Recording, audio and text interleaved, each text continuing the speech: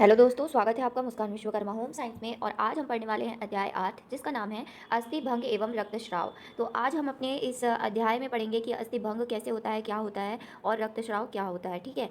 शरीर की स्थिरता हड्डियों पर निर्भर करती है। जब हड्डी टूट जाती है तो यह दशा अस्थि भंग या फ्रैक्चर कहलाती है। ठीक है। अधिकांश फ्रैक्चरों में पीड़ा होती है तथा इसके चारों ओर सूजन आ जाती है ना। आप लोग को तो पता ही होगा कि जब हमारे हाथ पैर में या कहीं पर फ्रैक्चर होता है, हड्डी टूट जाती है या मुड़ जाती है, तो क्या होता है, सूजन आ जाती है। ठीक है। व्यक्ति को प्रभावित अंग हिलाने में बहुत कठिनाई होती है। ठीक है। जिस अंग पे फ्रैक्चर होता है उस अंग को हिलाने डुलाने में बहुत ज़्यादा क्या होती है, कठिनाई होती है। ठीक है। फ्रैक्चर का उपचार सावधानी पूर्वक नहीं करने से शरीर की सुडौलता नष्ट हो जाती है, अतः फ्रैक्चर होने से तुरंत ही इलाज करवाना चाहिए। अब देखिए, अगर मान लीजिए आपकी हड्डी सही तरीके से नहीं है, अगर उसका आकार सही नहीं है, तो आपके शरीर का वो हिस्सा जिस हिस्से में वो हड्डी होगी वो सही दिशा मतलब सही सुडौल नहीं दिखेगा, मतलब उसकी आकृति सही नहीं दिखेगी। तो यही यहाँ पर बताया गया है। अब हम पढ़ेंगे अस्थि भंग के लक्षण। ठीक है। फ्रैक्चर के कैसे सिम्टम्स होते हैं हम इसके बारे में पढ़ेंगे। उस स्थान पर या आसपास के स्थान पर दर्द होता है। ठीक है। जिस स्थान पे फ्रैक्चर होता है उसके आसपास पे दर्द होता है। ठीक है। उस स्थान पर सूजन आ जाती है। उस भाग की कार्यशक्ति समाप्त हो जाती है। उस स्थान का स्वाभाविक आकार बदल जाता है। अस्थि के टुकड़ों की आवाज़ भी सुनी जाती है। उस स्थान पर साधारण सा दर्द भी सहन नहीं होता है ना। ये सारी चीज़ें क्या है, सिम्टम्स हैं हड्डी टूट के। ठीक है। टूटी हुई हड्डी वाला अंग अस्वाभाविक ढंग से हिलता डुलता है। ठीक है। यदि अस्थिभंग त्वचा के आसपास होता है तो अस्थिभंग का ज्ञान शीघ्र होता है। कभी कभी अस्थिभंग के कारण अस्थि का एक भाग दूसरे भाग के ऊपर चढ़ जाता है और कभी अस्थि का एक भाग त्वचा के बाहर आकर पीड़ा देता है। रक्तस्राव होता है। इस प्रकार से क्या होता है, अस्थिभंग के सिम्टम्स होते हैं। यदि शरीर में अस्थिभंग संयुक्त और जटिल प्रकार का होता है तो रोगी मनुष्य संपूर्ण शरीर में कमजोर शिथिलता महसूस करता है। कभी कभी मूर्छा भी आ जाती है। इस प्रकार के अगर कोई भी सिम्टम्स हमें कहीं पर भी दिखते हैं, और ये कब होता है, जब एक्सीडेंट होता है ना, शरीर के साथ कुछ भी ऊट पटांग होता है, तभी ये सिम्टम्स आपको दिखाई देंगे। ऐसी तो अस्थिभंग नहीं होता है ना। अब अस्थिभंग के कारण देख लेते हैं हम, क्या क्या कारण होते हैं। इसके निम्न कारण होते हैं। पहला क्या है, प्रत्यक्ष अस्थिभंग। ठीक है। जोर की मार या बंदूक की गोली लगना, किसी बाहर के चक्के के नीचे दब जाना इत्यादि कारणों से जिस स्थान की हड्डी टूटी है, इस प्रकार के अस्थिभंग को प्रत्यक्ष अस्थिभंग कहते हैं। ठीक है। समझ गए आप लोग क्या क्या होता है उस स्थान में, या तो मार पड़ जाती है या बंदूक की गोली लग जाती है। ठीक है। दूसरा क्या है, प्रत्यक्ष अस्थिभंग। कभी कभी चोट लगने के स्थान से कुछ दूर तक हड्डी टूटती है। इस प्रकार के अस्थिभंग को अप्रत्यक्ष अस्थिभंग कहते हैं। जैसे पैर के पंजे के बल गिरने पर जांघ की हड्डी टूट जाना, या हाथ के बल गिरने पर हंसली की हड्डी टूट जाना, इस प्रकार की अस्थियां टूटती हैं, इसको क्या कहते हैं, अप्रत्यक्ष अस्थिभंग। अब शरीर को हिलाने डुलाने में जो घुटने की हड्डी या कोहनी की हड्डी टूट जाती है, जोड़ों में यकायक झटका लगने से भी अस्थिभंग होता है। अब क्या पढ़ते हैं, अस्थिभंग के प्रकार। ठीक है। कितने प्रकार के होते हैं अस्थिभंग, इसके बारे में हम पढ़ते हैं। 7 प्रकार के होते हैं। पहला क्या है, अस्थिभंग कई प्रकार के होते हैं। पहला है साधारण अस्थिभंग, बहुखंड, कच्ची अस्थिभंग, पक्की अस्थिभंग, मिश्रित अस्थिभंग, संयुक्त अस्थिभंग और जटिल अस्थिभंग। तो सबसे पहले हम पढ़ेंगे साधारण टूट के बारे में, सिंपल फ्रैक्चर के बारे में पढ़ेंगे। जब किसी अंग की केवल हड्डी टूट जाती है और आसपास के ऊतकों को अधिक क्षति नहीं पहुंचती, उसको क्या कहते हैं, साधारण टूट कहते हैं। बहुखंड अस्थिभंग क्या है, इस प्रकार के अस्थिभंग में हड्डी के कई टुकड़े हो जाते हैं परंतु वे टूटे टुकड़े यथा स्थान पर जुड़े रहते हैं। मतलब कि सिर्फ उसमें क्रैक आता है ना, उसको क्या कहते हैं, बहुखंड। और बहुत सारा क्रैक है, मतलब बहुत सारी टूटी हैं पर वो जुड़ी हुई हैं।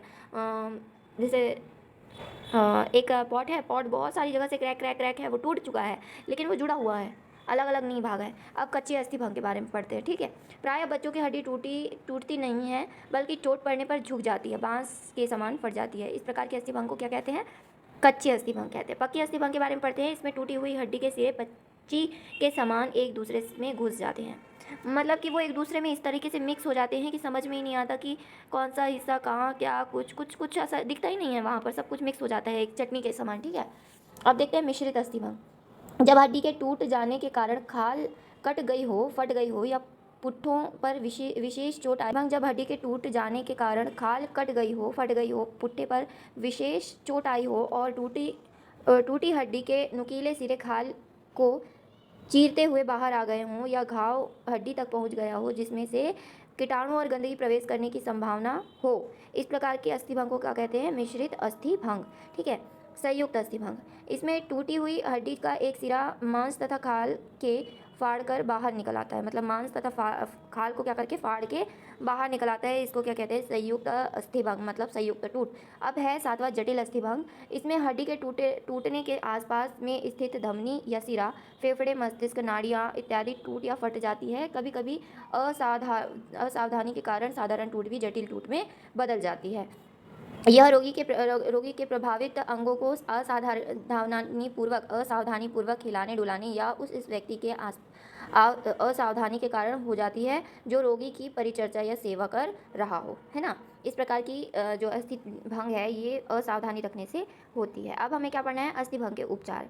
हमने क्या पढ़ लिया है? अस्थि भंग पढ़ लिया है। अब हमें इसके उपचार पढ़ना है। अस्थि भंग में प्राथमिक उपचार जिस स्थान पर दुर्घटना हुई हो उस स्थान पर करना चाहिए। सबसे पहले जो सामान उस जगह पर उपलब्ध हो सके और छाता, खपच्ची, लकड़ी का टुकड़ा, छड़ी, चप्पल इत्यादि की सहायता से उस अंग को जहाँ अस्थि भंग हुई है ऐसे स्थान को ऐसे बांधना चाहिए कि वह अंग हिल डुल ना सके तथा अचल बना रहे। दूसरा क्या है? तब रोगी को उठाकर सुरक्षित स्थान में ले जाना चाहिए। तीसरा है अस्थि भंग के साथ साथ यदि रक्तस्राव हो रहा हो तो सबसे पहले उसे बंद करना चाहिए। चौथा है यदि घाव हो गया हो तो चोट लगने के कारण तो उसे निसंक्रामक घोल से धोकर साफ कपड़े से ढक देना चाहिए। अस्थि भंग युक्त अंग को बिना ताकत के प्रयोग में के स्वाभाविक ढंग से रखने का प्रयत्न करना चाहिए। इस प्रकार से इसके उपचार हैं। अब यहाँ पर नहीं समझ में आ रहा है। घायल की चोट कम करने के लिए चोट खाए स्थान पर बर्फ़ की थैली रखना चाहिए, इससे सूजन कम हो सकती है। ठीक है। सदमे का उपचार करना चाहिए, तुरंत किसी कुशल डॉक्टर को बुलाना चाहिए। घायल व्यक्ति को रखना चाहिए। ये हो गए इसके और उपचार। ठीक है। विशेष अस्थि भंगों की प्राथमिक चिकित्सा। अब हमें विशेष अस्थि भंग के बारे में जानना है। खोपड़ी की अस्थि का भंग होना। एक मिनट। खोपड़ी के अस्थि भंग का बारे में हम पढ़ने वाले हैं। खोपड़ी की अस्थि भंग, खोपड़ी की ऊपरी भाग की हड्डी विशेषकर प्रत्येक चोट के कारण टूटती है। जैसे किसी के द्वारा सिर पर लाठी आदि मार देना, खोपड़ी के नीचे भाग के हड्डी सिरे के बल गिर जाने पर या जबड़े पर जोर का धक्का लगने से टूट हो सकती है ना। इस प्रकार की खोपड़ी में से हड्डी टूट जाती है तो ये भी एक बहुत जटिल मतलब विशेष अस्थि भंग है। इसके उपचार क्या है? घायल व्यक्ति को कुर्सी पर सावधानीपूर्वक बिठा देना चाहिए जिससे उसका सिर ऊपर उठा रहे। सिर पर ठंडे पानी की पट्टी या बर्फ़ रखनी चाहिए। घायल को बातचीत नहीं करने देनी चाहिए। घायल व्यक्ति के वस्त्र ढीले कर देना चाहिए। पेट तथा पैरों को गर्म पानी की बोतल द्वारा सेक पहुंचानी चाहिए। मादक या नशीली वस्तु पीने को नहीं देनी चाहिए। ठीक है। पानी की बोतल द्वारा सेक पहुंचानी चाहिए। ये हो गया था। मूर्छा को दूर करने का उपचार करना चाहिए। तुरंत किसी कुशल डॉक्टर को बुलाना चाहिए। ठीक है। इस प्रकार से हमें उपचार करना चाहिए खोपड़ी की अस्थि भंग के। अब जबड़े की हड्डी टूट क्या है? यह हड्डी प्रायः दो आदमियों की लड़ाई में टूट जाती है। यदि कोई आदमी जोर का घूसा मुंह पर मार देता है तो जबड़े की हड्डी टूट जाती है। कभी कभी मुंह के बल गिरने पर भी यह हड्डी टूट जाती है। इसके लक्षण क्या है? जबड़े की आकृति बिगड़ जाती है, मसूड़े से रक्त बहने लगता है। ठीक है। रोगी बड़ी कठिनाई से बोल पाता है, दांतों की स्थिति में अंतर आता है। उपचार क्या है? घायल हड्डी के नीचे हथेली रखकर आहिस्ता आहिस्ता ऊपर के जबड़े की ओर दबाओ।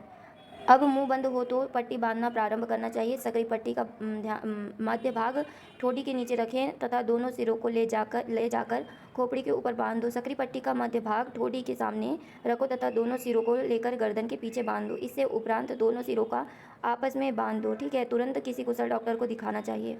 देखिए, जबड़े की पट्टी के बारे में हमने पहले पढ़ चुके थे। मैंने आपको पिछले वीडियो में बताया था कि जबड़े में कैसी पट्टी बांधी जाती है। अब पसलियों की टूट के बारे में हम अगले वीडियो में पढ़ेंगे। तो इस प्रकार से हमने विशेष अंगों के अस्थि के बारे में, 2 अस्थियों के बारे में पढ़ा है। अभी और भी पढ़ना बाकी है। तो अभी तक वीडियो में बने रहने के लिए बहुत बहुत थैंक यू। और इसी प्रकार से आप लोग वीडियो में मेरे साथ बने रहें। Okay, bye.